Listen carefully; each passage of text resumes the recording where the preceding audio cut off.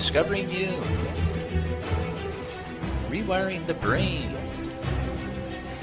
rebuilding confidence, and harmonizing with nature. With over 4 decades of changing lives, your self-discovery archaeologist, get ready to be the best of you with your host, Beverly Zeimet. Hello, everyone, and welcome to the Beverly Show, where being the best you has just gotten easier. My guest today is Sabrina Runbeck. Sabrina, where are you calling in from today? Hi, Beverly. Hi, everyone. I am in Houston, Texas. Woo! Houston, Texas. You know, I've had a lot of people from Texas on this show. Must be something in the air, right? I tell you, it's so much fun meeting people from all over the world and right next door sometimes. I've been kind of shocked. There's been several times I'm waylaid here in Denver, and oh gosh, I get people right here in Colorado, right in the Denver area. Actually, one person was like 15 minutes from where I live. It's like, oh my gosh, I know. Isn't it crazy? I know from having a platform of your own and just simply connecting, we make everything closer in distance. And even the people who are closest to you, right? 15 minutes down the road, you might never meet them unless you have the opportunity or be in a position to open to receive. That is so true. So true. So Sabrina, explain to the audience here a little bit about what you do and how you got started in it. And then we're going to go into talking how you can take that business and be an entrepreneurial woman, right? And still take care of a home and family and all of that stuff, right? Yeah, amazing. Thanks for the introduction, and let me share my story. I am a heart and lung surgery PA with more than 10 years experience in neuroscience and public health. Now, I was someone who are very typical, your typical Asian, who's just, when I was younger, I'm always doing something. And, but my mom also know my personality. I'm the one who's a VP of social chair, and I do dancing, and then I'm doing artwork. And you know what? I'm the only girl in the family, and all my cousins are boys, and I'm only child. So in a typical Asian culture, you feel like the girls, yes, study, get a good job, eventually get married, you're settled, that's life for you. And male are the ones who carry out the family name. They are the ones building businesses, being leaders. And I felt like I'm no less intelligent than the rest of them. Why should I take a back seat? And my mom, she was a professor in China. She ended up flying and in her late 20s to the US. And a few years later, I actually flew myself over here as well. But soon after I got here, she had a car accident. So now my family is in not as a stable position because she had to go to medical doctors, treatments, rehab. And I took up when I was only 12, learning the English and trying to rediscover myself. Every weekend, I was going to flea market, selling pasta pans. One, helping out the family, trying to make some money. And two, also try to practice English more. And that's the time where I don't need a life that someone take care of me, family or other people. I can work hard to gain what I need to go. So after 2 bachelor degree, 2 masters, a medical degree, and finally got to one of the best heart and lung center in the country and really in the world, where people from international fly in to see us. I thought I made it. I thought, many people told me I made it. Now you have a great place. But that also means competitiveness. Right. It's never stopping. Your patients don't take a holiday, and they don't just stop on. No, they don't. They don't. I end up working more than 80 hours in the hospital, plus taking calls at night and weekend. There were 1 month, I was in a hospital for 29 days straight. Oh my gosh. And I remember one morning, it was just 8 o'clock in the morning. I'm already exhausted because I took the call last night Right. and I slept maybe 3, 4 hours. My body feels just achy and weak, and my hands were even cramping because I also had a fever of 101 degrees at a time. Now, it wouldn't have been so bad if I had a day off, but in fact, I was completely scrubbing with my hands inside a patient's open chest, trying all that I had just to get through that surgery. For anybody who never had heart surgery, good for you. Yes. Or you're not in medicine, our specialty is one of the most intense, and our cases last at least 5 hours long. I'm typically enjoying myself. I'm listening to music. I'm talking to my co-surgeon. I'm talking to our team. But that day, I was quiet. So my nurse even noticed, ooh, Sabrina's quiet. Now, good thing. So they were taking a pity on me and kept passing Dayquil and cough drop under my mask just to keep me going. And we all know that it doesn't take an advanced degree or even a medical degree to tell you when you're sick, you have to rest. Just keep pushing yourself. It's not doing anybody a favor, not to yourself nor other, because you can't produce quality of service for anybody. Oh, that's right. That's right. And next morning when I woke up, I was covered with night sweat. Can barely get out of bed just to grab a glass of water.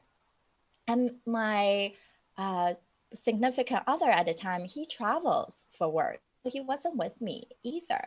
So I finally had to convince myself, oh, girl, I guess you can't do anything today. Stay home. I pick up the phone, I call my boss, and the answer on the other line was, oh, you're just telling us this now? No, like this was pre-planned for a month, right? Like exactly. Seriously? So you guys didn't notice that I was sick yesterday, right? You just expect us to show up because we have this misconception. Doesn't matter if it's in medicine or any demanding career, we always think about our clients first, our team. Somehow we carry extra load on our shoulder. If we don't do it, nobody can. And that type of tendency make us say yes and keep going, push ourselves to the limit. And we're not even thinking that despite how much we're doing, effort we put in, other people are going to start expecting us to do no less than what it is. Right. So, and it's like the more you do, the more they expect, the more they keep expecting. And then, you get in this hamster wheel and it starts to really, like you said, take a toll. You don't eat like you should because you're busy, right? You're in a stressful job, which is one thing, that just adds to, fuel to the fire. And then you've got everybody around you. Now they're depending on you. The person on the table is depending on you, right? But at the same time, it's like, whoa, can I give my all to that person on the table? Because you basically hold someone's life in your hands. Right. And then it's not all you, but all of us are important key components of everything that's happening. So I think sometimes we put too much weight on ourselves instead of recognizing we have to own up to that. So I also got to the point that in between cases, I'm chugging a protein shake, maybe heat up a cup of noodle, right? I think everyone has got to those points where you feel like, oh, did I even eat lunch? What's breakfast? Right? Like you completely forgot even just to drink water, because some people, even my client, have told me, well, I don't want to drink water, then I have to go pee. I can't take that break. It's insane how much we put ourselves through every day and still feel like we ought to have our hands in multiple pots in our life. Otherwise, you don't feel productive or energized. But those are the things, when you say yes to all these stuff, they're actually robbing our precious energy, time, and ultimately our sanity. So I got to those points where I start getting through those stages of burnout, where you have the first stage is that emotional, physical effect, right? You're constantly sick. You're always tired despite having a good night's sleep. You can go on vacation, but even feel more stressed out when you come back because of the workload, right? And then Right. start getting to the second stage, which then is the mental part, where you become more cynical. No one helps me. Oh my God, I can't believe that person did this, right? And then that complaint starts setting in. And those negative vibrations can easily pass down to the people that are most important to you, your families, your partners, and whatnot, right? Your friends. So we don't want to just say, oh, they support us, but why dumping all the negativity to them, right? Right. And then, of course, I never really hit the late stage, which is actually the depression, anxiety, and suicidal ideation setting in. And even last year, the new study in US shown the average burnout is now 32. I even did a couple segments on Fox and ABC about this because it's crazy when we should be in the prime time of our life, but majority of people are already burned out. That is crazy. Yeah. Well, and when you look at what's going on in everyone's life, and the speeded up, things that are happening, consistently, bing, bing, bing, bing, bing, there's so much going on. And we feel that if we're not involved, like you said, and always, a little bit over here and over there and everywhere else, then it's like, I'm not doing enough. And the first person to suffer is right here, which should be the last person, on the totem pole to suffer. Because again, it's how you respond within yourself is how you respond outside in the world, right? Yeah, it's so true. And that key word you just said, I'm not doing enough, or I'm not enough. If I'm not doing everything, constantly moving, then who am I? I'm not productive. Right. Those are the lies. Those one of the 9 sabotaging tendency we talk about in positive psychology. So majority of people feel like success means they have more degrees, more skills, more certification, more experience, but that's only half the equation. What we say success, yes, everyone has different variation, but really is those IQ, EQ, all the experience, all the degrees that you're chasing after. It's not a if I get to this point, then I'll be happy thing. The other half equation is, why do you think we have happiness always in a roller coaster? One day you're great, one day you're so busy you can't even think about, even you got a big project, now you start worrying about you can't deliver. That's nuts, because we have these 9 sabotaging tendencies that just drag us down. Right? You even mentioned, Beverly, that, oh, I'm not enough. I always have to be on, right? And that's what we call that hypervigilance. You have to be always on. Otherwise, you feel like you're done nothing. Instead, when you slow down, when you actually reflect and understand why you do something and what kind of ideal you want to get to the end, then you can have a clear internal compass to guide you, not just doing. Because wearing that badge of honor or busyness is not necessarily going to get you to where you want to go. It's just robbing your precious time and energy and sanity, as we mentioned. So even we recognize these 9 sabotaging tendencies, and now we stop judging ourselves for having these tendencies, right? Yeah. And that's also the number one. Oh, that's a big word, what you just said there, that judgment, that self-judgment. Oh my gosh, that gets more people in trouble than anything.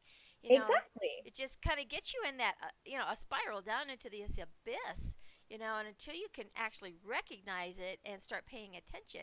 Where did I get derailed, right? And it's like, how do I get back on the path, And again, you're talking about some of these sabotaging things. And it's that brain chatter that gets in the way, right? Right. It's psychology. We call that mental chatter. It's 40 to 80 million thoughts that go through your mind every day. And guess what? More than 80% of those are from the previous day, a previous event. Right, so can exactly. you imagine, how can you be more creative, innovative, and actually want to do things if your brain is constantly like bombarding you, right? That's just nuts. So of course, even when we recognize these sabotaging tendency, if you just recognize them and you don't know how to pivot them out with these neural remodulating exercise, then you're still stuck, right? Well, Or sometimes that can even be more dangerous, right? Because now you know, and now you're always concerned about how do I get rid of it? How do I change it? What do I do? So now right, you're on a exactly. different rat race, right? Exactly. And Yeah. so no, then what's the other component are these empowerment stages, right? So we need to, for some people, all they thought is, oh, if I just write gratitude, if I just practice meditation, I'm fine. But that again is not enough. You need both. You need to recognize your tendency and then pivot into the creative, the resourceful, the empathetic way of yourself. And we know when we stuck in the emotion, those emotional feeling part only lasts a few seconds, but it's our obsession about the event that we keep repeating, replaying in our head, feeling like, oh, I could have done something else, said something else, if I only prepared, yada, yada, yada. Yeah, the That got coulda, yourself. shouldas, didn't, right? Yeah. So yes, so your success equation, yes, it's your basic foundation of skills, IQ, EQ, and knowing where your tendency is, stop judging, pivot out, go into empowerment, then you no longer have that emotional roller coaster. So when I had to step back, I had to simply, the hardest thing I felt like I did was recognizing I need to stop complaining. It's not my external issue. Yes, there might be restrictions on the business, on the organization, the people you're with, but ultimately we create the ripple effect. Whatever my behavior at that moment, at that day, and in my period of interaction caused the ripple effect of what is now. So I have to own up to that. And then I went back to my root in neuroscience and public health, where my thesis was on how do you better manage with different exercise on self-care, self-efficacy, health literacy, and stress management. And also spending thousands of dollars, of course, Right. learning from other peak performers, neuroscientists, positive psychologists to work out. And now I found a simple 6 steps to help people to become a peak performer again. I truly believe we don't have a stress management and burnout issue. What our issues lay in boundary and leadership. We start forgetting how to lead our own life. Then how can you create positive impact on others when you don't even know where you need to be and how to attract the right people and let go what's not good for you, both Yes. things and people? Yes. I'm going to ask you a question here on identity. This is kind of what got me started in my journey is I had lost my identity. I had 4 years in a marriage where I totally lost who I am, right? So do you find that working with clients now and what you're doing and even in yourself when all of a sudden you woke up one day and said, whoa, who the heck really am I? What am I doing here? Where am I headed? I got all these degrees. I do all this stuff, but who am I? Right? Who really am I internally? And like you were saying, it's like all this stuff that you do, you've got all these degrees, and you're working here and you're working there, and you stepped up the ladder, yet at the same time you're exhausted, and people are depending on you that you can't even depend on yourself because you're exhausted physically, mentally, emotionally, which then takes a toll on the spirit. It Where does it all end? Where do you stop the roller coaster and get off, right?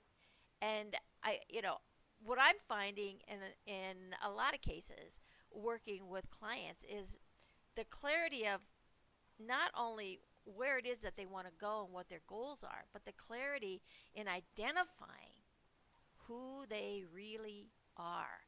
And working in psychology, I love psychology, right? But again, there's the reality of it, and we all have our perception, right? And when you perceive something, does it make it truth to the world? Does it matter? If it has to be truth to you and then become that expression. So identifying not by association. So here's Sabrina. oh, she's this and she's this and she's this and she's this. Okay, well, that's all association. But who is the real Sabrina inside? Correct. I think you're just hit it right in the nail on what's a core thing that many people are not thinking about. And now it both from all of us going through these changes in life, and we modify as we go. And we feel like we are able to adapt, or you're going to get trapped into who you were back at some point in your life.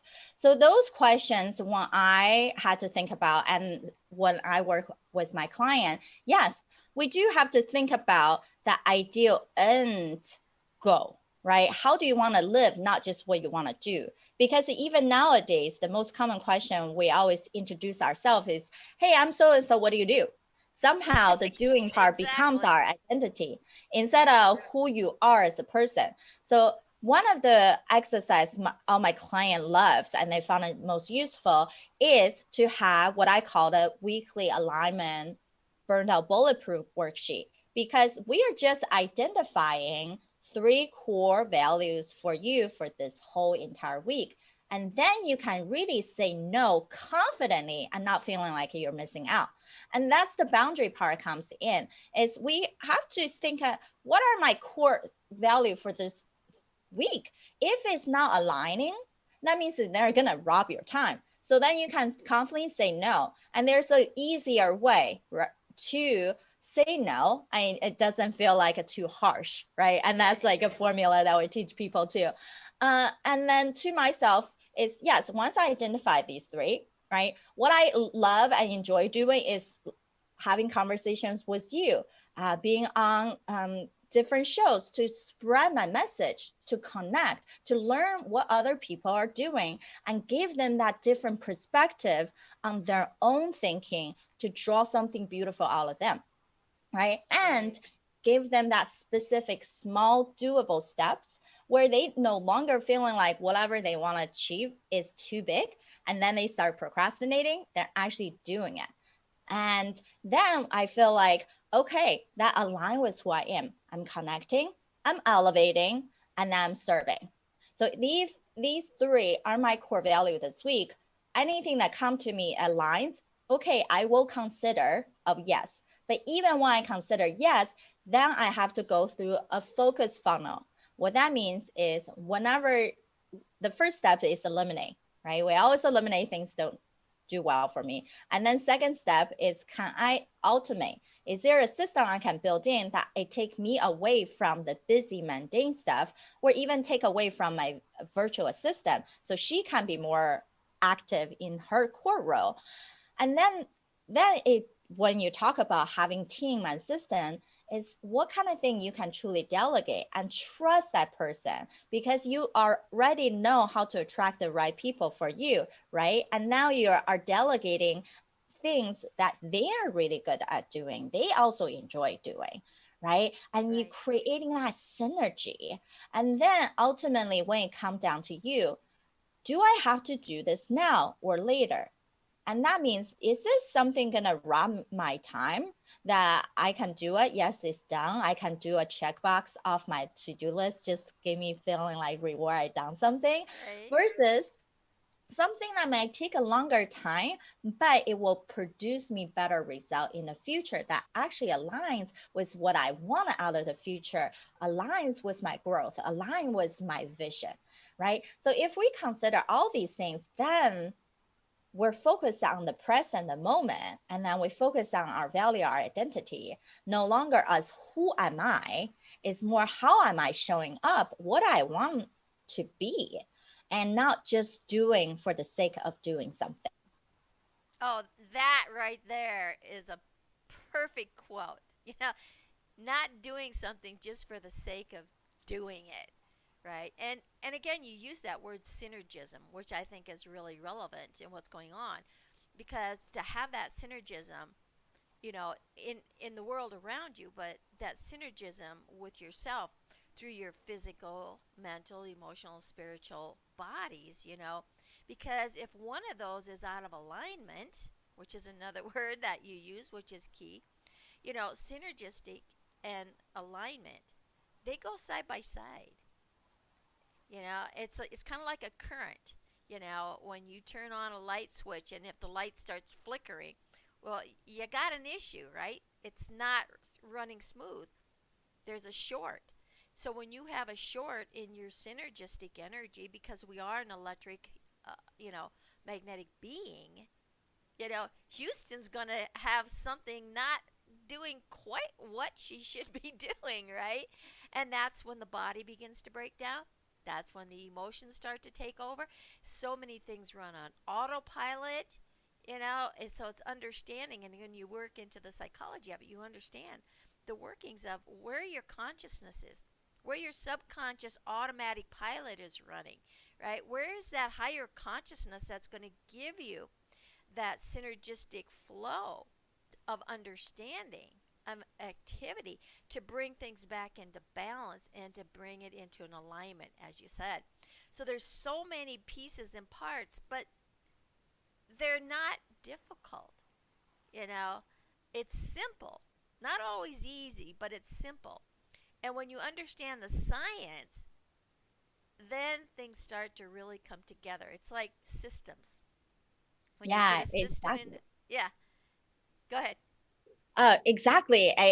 As you're saying, when you put a system in place, and many of us don't have that system, and somehow we felt like, oh, we already live our life so many years, we already figured some stuff out, but we're just working on what we got. We never actually had developed some kind of routine or respect or even ritual for ourselves to keep that fire burning. If the Right. fire always light and down. So before we wrap up today, I definitely wanted to cherish that you giving me this platform and opportunity to connect, to speak.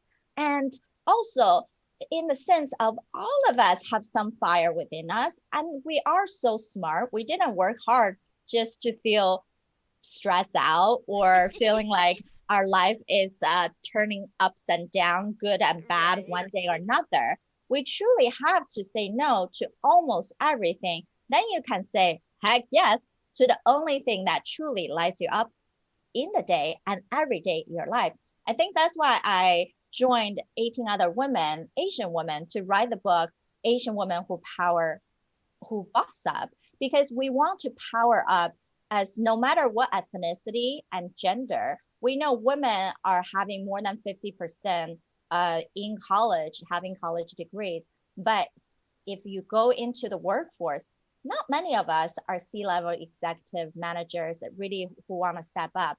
And we've been criticized for those who just want to stay home, have a family, or they criticize those who just wanted to have a career, or those who feel like you got to be both, right? Why Right. putting all those weight? You can show up however you want to. So for anybody who's interested in the book, they can go to sabrinarunback.com/book.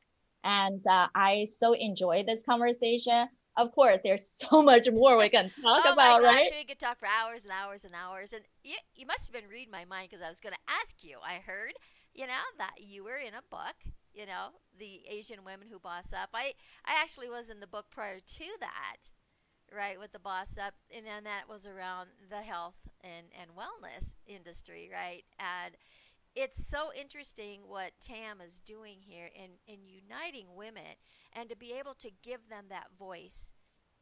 It's important to be able to feel the freedom, to be able to voice your deepest, darkest secrets, so to speak, when really, in essence, they're not a bad thing. They're what makes you who you are and gives you that strength and that power to, as you said, boss up, move out, step forward, and to encourage other women, regardless of who they are or what they're doing in their life.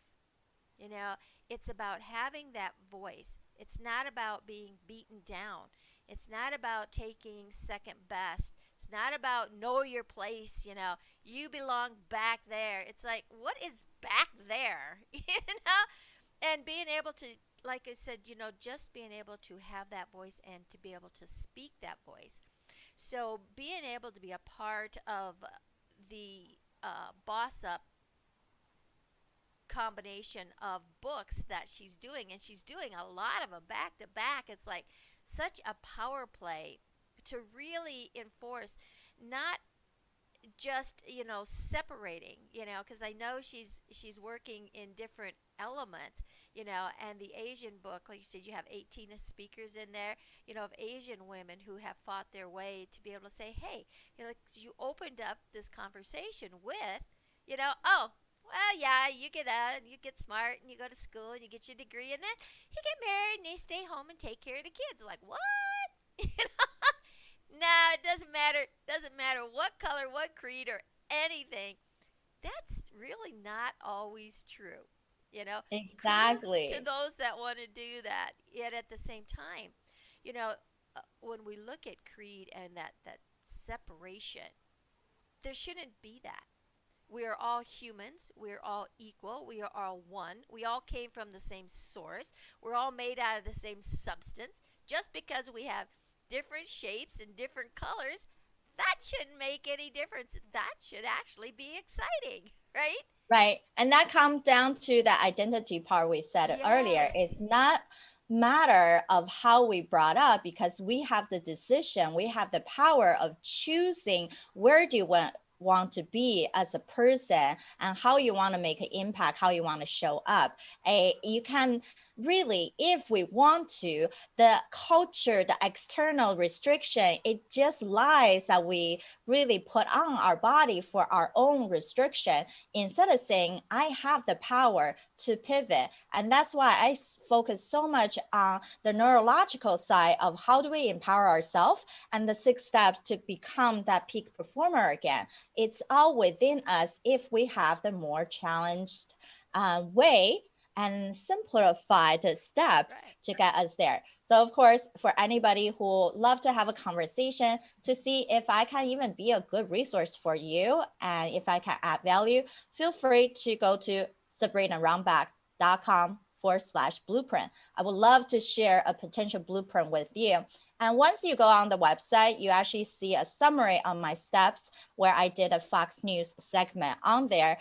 And I only take these calls about 3 times a week. So hopefully you can find something that matches your schedule and love to have a conversation.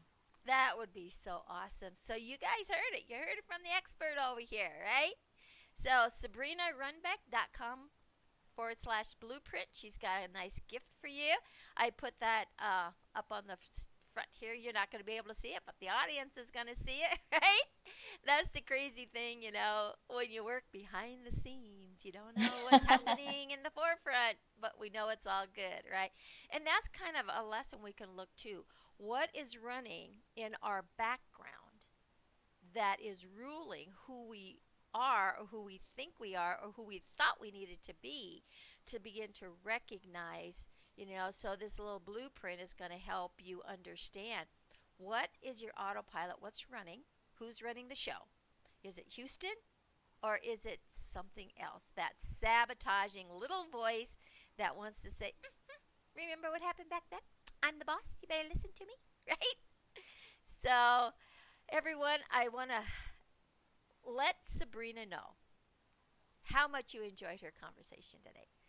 Comment below. And if you want to seek her out, go to sabrinarunbeck.com/blueprint, get to her website, and set up a time. And get on your journey. And get to that bossing up, that power up, and make a difference in the world because that's what this show is all about, right? Being the best you that you can be. Sabrina, do you have any final tips for the audience? Yes, I would just say that you have the resource in you. We just have to think about boundary is not a bad word. It's actually knowing ourselves. So again, say no to almost everything so you can say heck yes to the only things that truly light you up in your life. Oh, that is so beautiful. Light up my world, right? Sabrina, thank you again so much for being here. Make sure that you go to her website, check out this book. It's powerful. It's so inspiring. All the stories, the great stories that you're going to hear. Everyone has their own little chapter, which is really kind of nice because you can get a full picture of so many different directions and so many different obstacles that were overcome, but they all kind of come around that same story, finding who you are. So thank you, Sabrina, for being here. It's time to go out and say, be that best you that you can be, because Sabrina and I, we're going to be the best we that we can be. Thanks for joining us, and we'll see you on another show.